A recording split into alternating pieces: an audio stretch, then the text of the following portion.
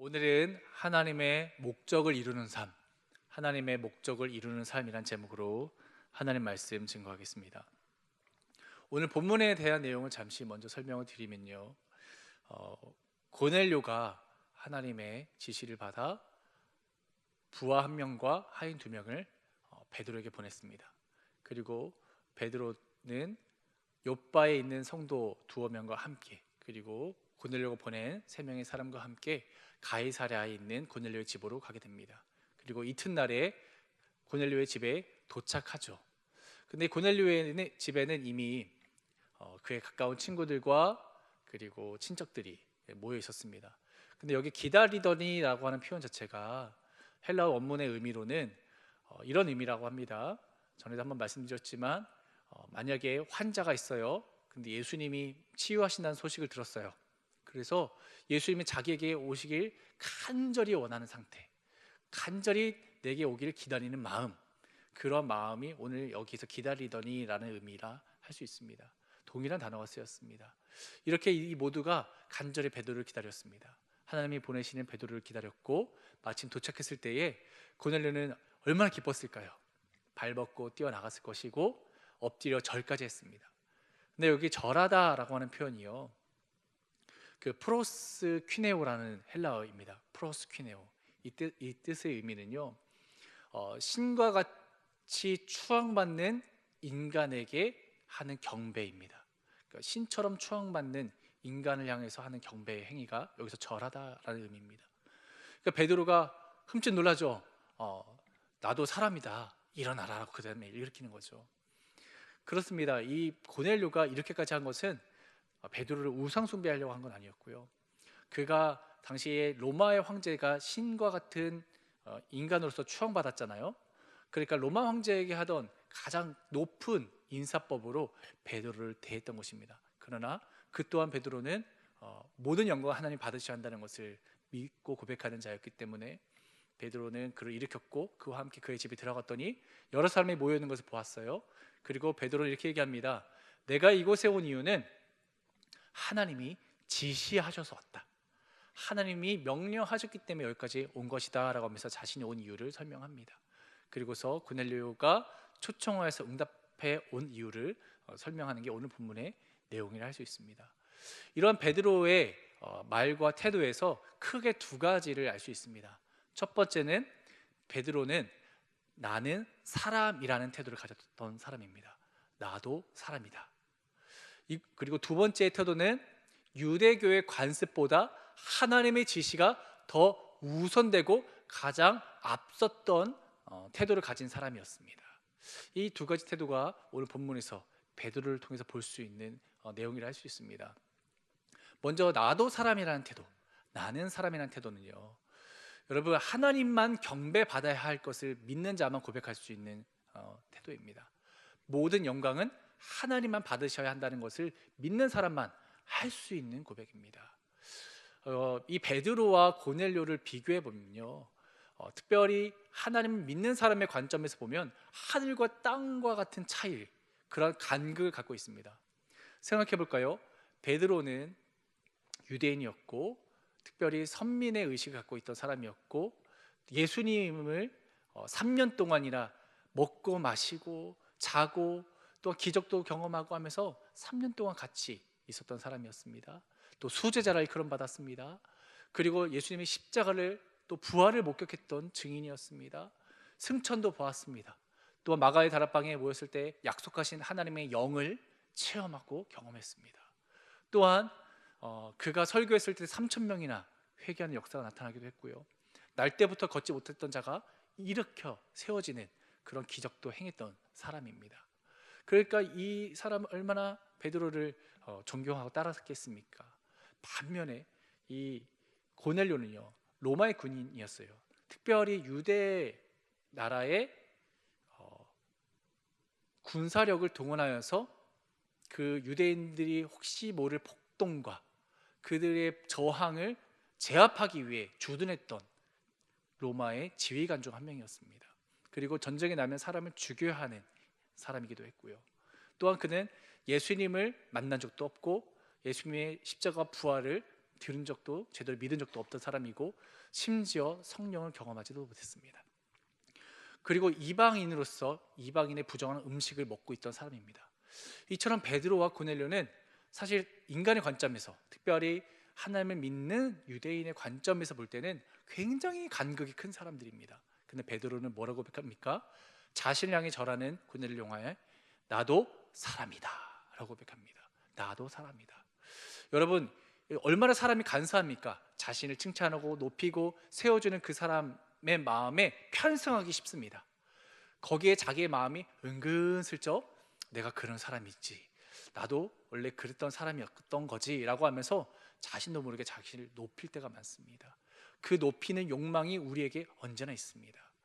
여러분, 그래서 저는요, 이 말씀을 준비하면서 아담과 하와가 생각났어요. 이 대목에서 아담과 하와가 정말 나도 하나님이 될 수 있다라고 하는 그러한 뱀의 유혹에 넘어갔을 때 그들에게 작동되었던 것은 그러한 욕망이었습니다. 나도 하나님이 될 수 있다, 인간의 이 한계를 벗어날 수 있다라고 하는 그 욕망이 작동되었죠. 그러나 베드로는 정반대의 태도를 취했죠. 나는 하나님이 아니다, 모든 영광은 하나님이 받으셔야 한다, 나는 사람이다.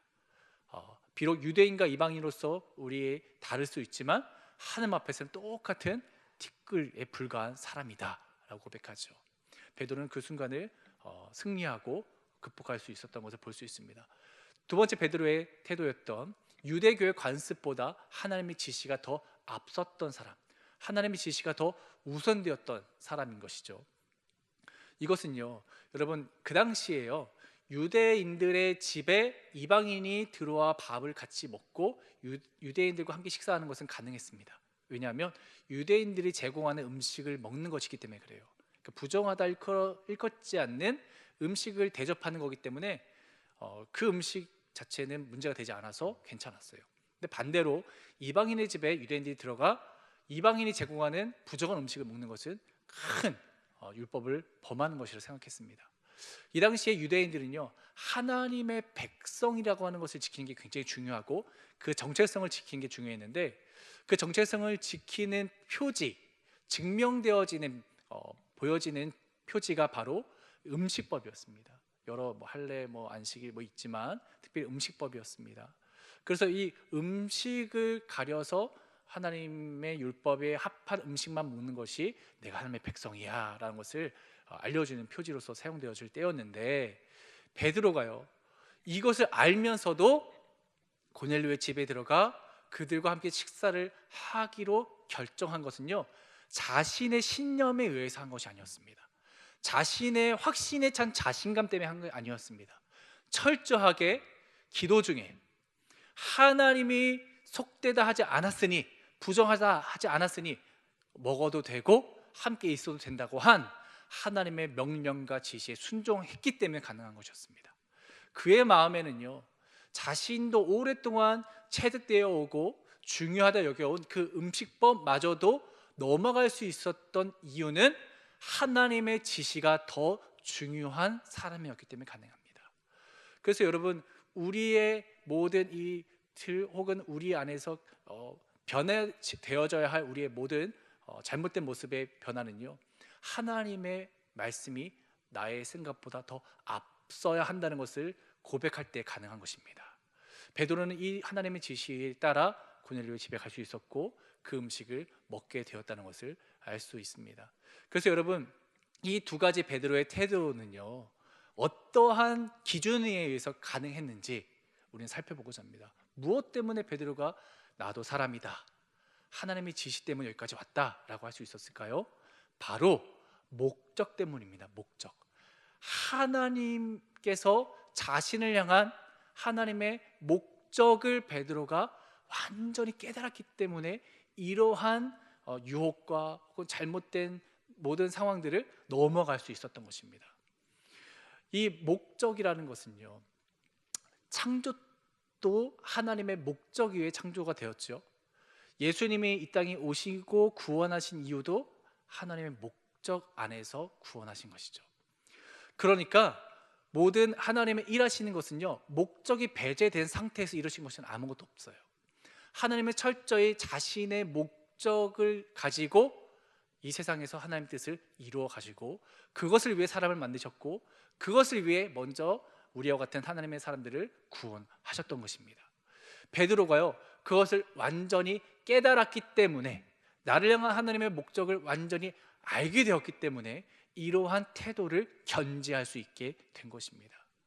여러분, 우리는요 이 세상을 살아가는 가운데에 두 가지 부류의 사람을 만날 수 있습니다. 첫 번째 부류의 사람은요 하나님의 목적과 계획 안에 들어온 사람이고요, 다른 사람은요 하나님의 목적과 계획을 버리고 무관심하고 그것을 가치 없다 여기고 살아가는 사람의 부류입니다. 이 세상은 크게 이 두 가지 부류로 나눌 수 있습니다.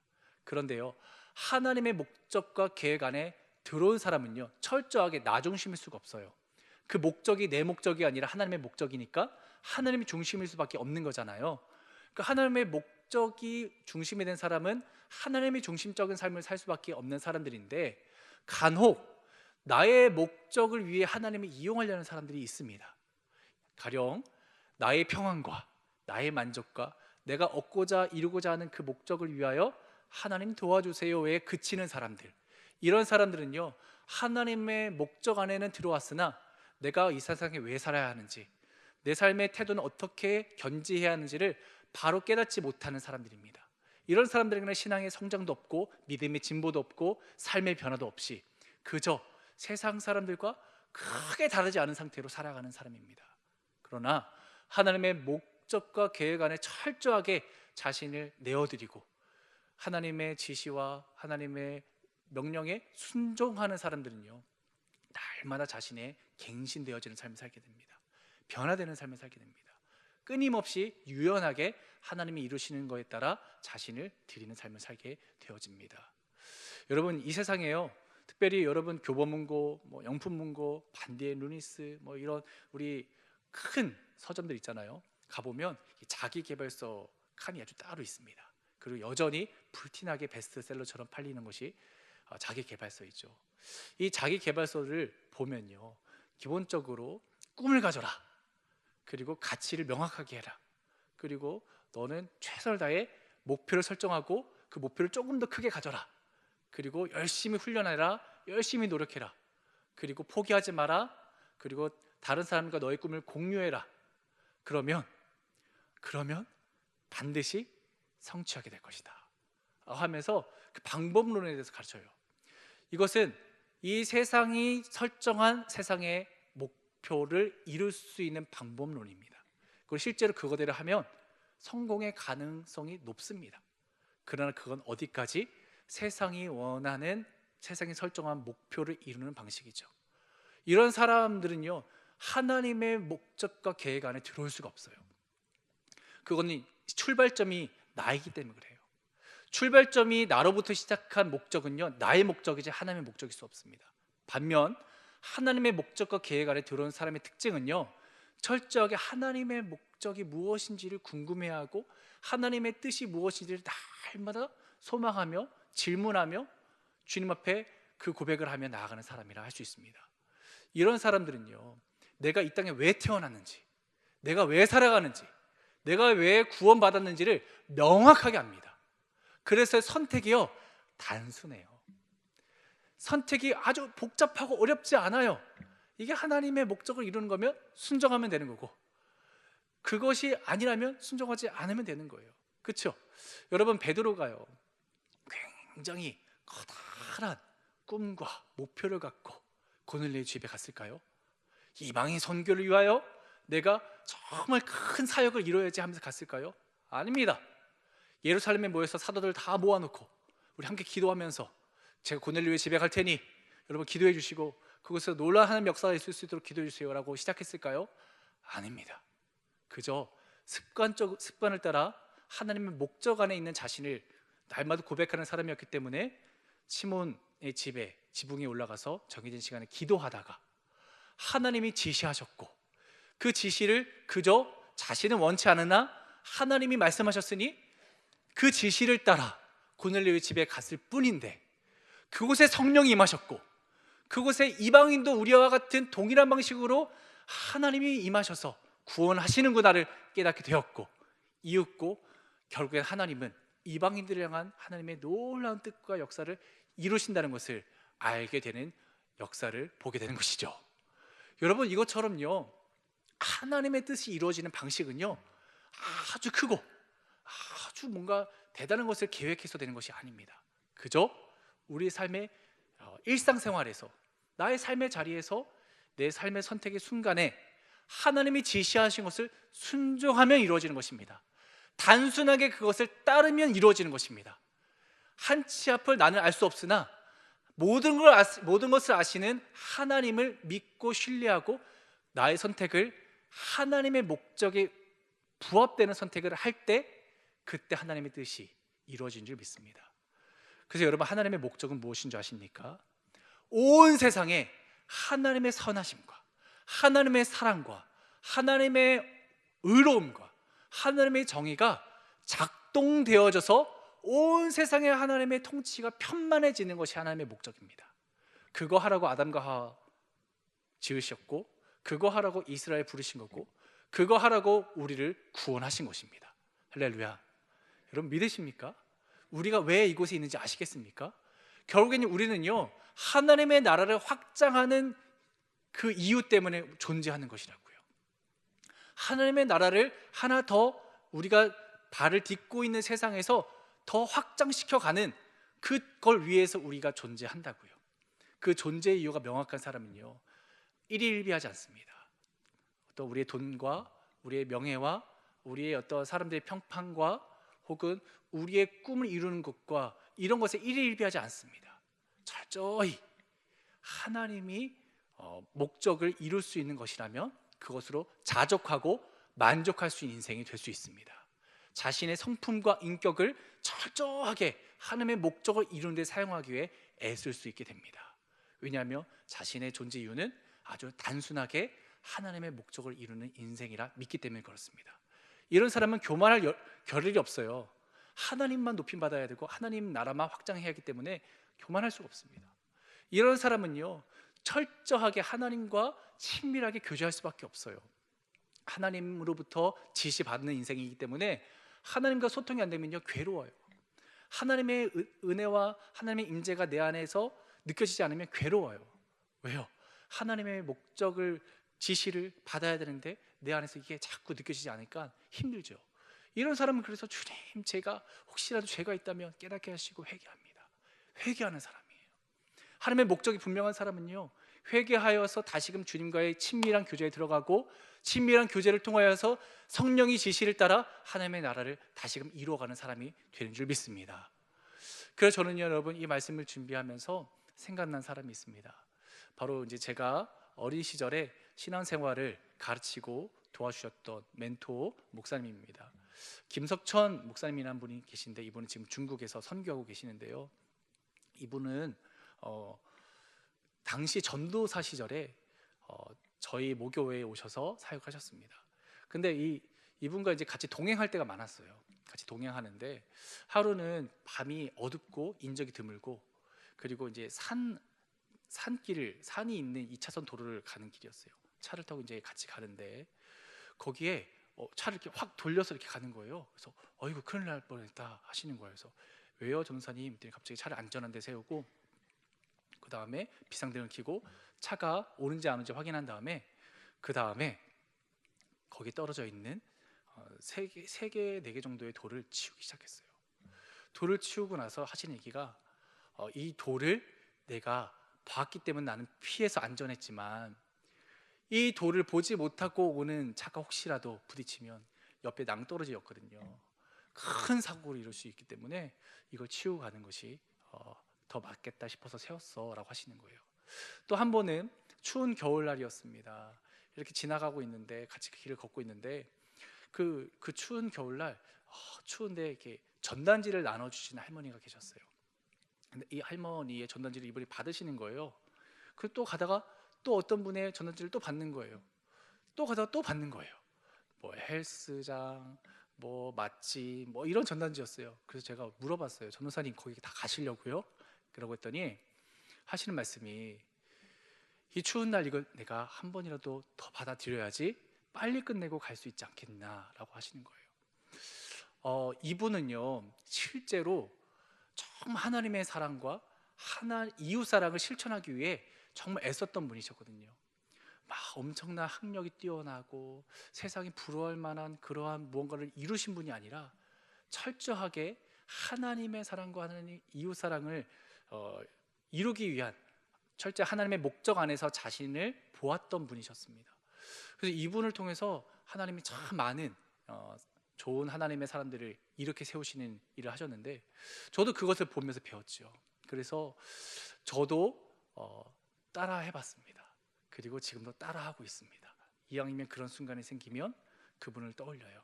그리고 그것이 작지만 그 사람이 내가 하나님을 믿는 믿음 때문에 이렇게 하는 것을 모를지언정 적어도 그 순간 하나님은 나의 작은 순종을 통하여 하나님 사랑과 이웃 사랑을 행하는 그 작은 일을 통하여서라도 하나님의 뜻은 이루어지고 있다고 저는 믿습니다. 이러한 작은 순종이 쌓여갈 때에 큰 것도 순종할 수 있습니다. 이런 작은 순종이 이루어질 때 하나님 나라가 조금씩 확장되어 갑니다. 하나님 나라의 확장은요, 우리가 무언가를 계획한 다음에 나중에 그것이 디데이 날 이루어지는 것이 아닙니다. 철저히 지금 내가 선 두 발을 딛고 있는, 두 발을 걷고 있는, 뛰고 있는 그 순간 속에서 하나님의 목적을 이루기 위해 작은 순종이라도 행할 때에 조금씩 하나님의 나라는 확장되는 줄 믿습니다. 하나님 나라의 확장은 그래서요, 오늘 여러분이 선택지 안에서 이루어질 것입니다. 무엇을 선택하시겠습니까? 하나님의 선하심과 하나님의 사랑이 나를 통하여 이루어지기 위해서 하나님의 뜻하심을 위해 순종하고 이웃사랑을 행하고 하나님을 경배하고 순종하는 삶을 살길 소망합니다. 그럴 때에 우리의 삶이 변화되어지고 하나님의 뜻이 우리를 통하여 이루어지는 것을 맛보게 될 줄 믿습니다. 그렇게 우리 은평교회가 더욱더 부흥되어질 줄 믿습니다. 그렇게 온전한 하나님의 나라를 확장시키는 데 우리 성도님들이 쓰임받게 될 줄 믿습니다. 여러분의 가정과 직장과 사업터와 여러분과 관계하는 모든 사람들 안에 여러분을 통하여 하나님의 나라가 확장되길 소망합니다. 이 시간 함께 기도하겠습니다. 이 시간 기도할 때 하나님, 나의 삶을 통하여 하나님이 드러나길 원합니다. 하나님의 목적과 계획 안에 하나님 내 삶이 쓰임받게 하여 주시옵소서. 하나님의 가르침대로 순종하며 살게 해달라고 주님의 이름 한번 부르고 통성으로 기도하겠습니다.